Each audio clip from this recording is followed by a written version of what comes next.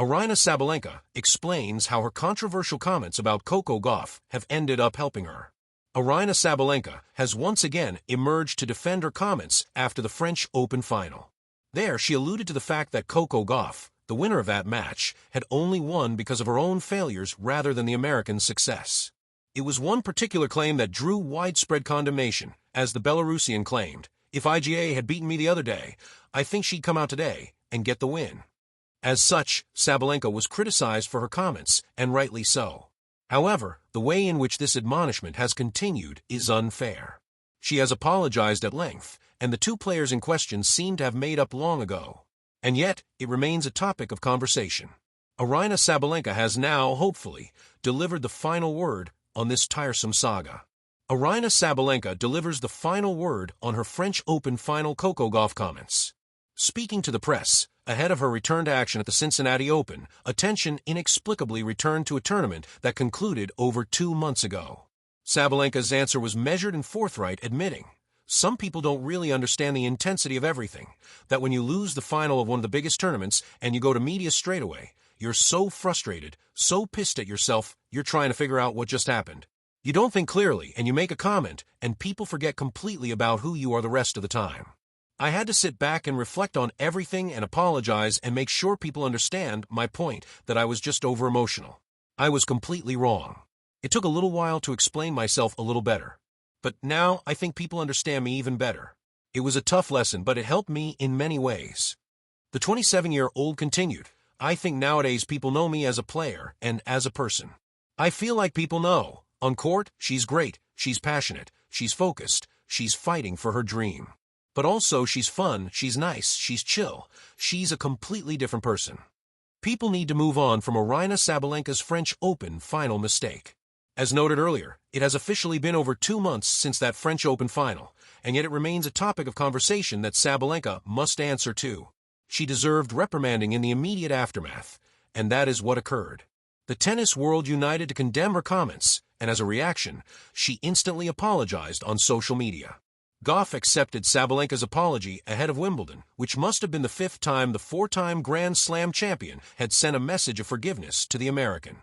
In the world of elite tennis, where every serve, forehand, and press conference soundbite is analyzed under a microscope, Aryna Sabalenka's words once sparked more controversy than her blistering returns.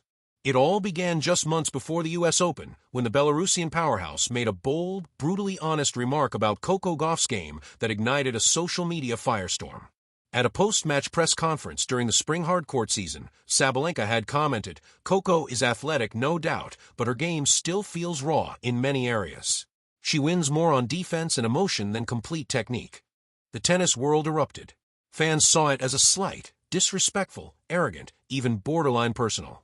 Gauff's supporters immediately defended the American teen star, while analysts debated whether Sabalenka had simply spoken an uncomfortable truth. Headlines screamed, "Sabalenka's shade toward Gauff and rivalry or just real talk." But months later, as the two stood on opposite sides of the net at the U.S. Open semifinal, something had shifted. Not just in the air of Arthur Ashe Stadium, but in both women. After a fierce, high-octane match that ended in Sabalenka's narrow win in 3 sets, the Belarusian stunned reporters once again, not with controversy this time, but with humility. "I have to admit," she said, sweat still glistening on her brow, "those comments I made earlier in the season? I thought they were just analysis. But now I realize they did something unexpected. They helped me, more than anyone." The pressure of words.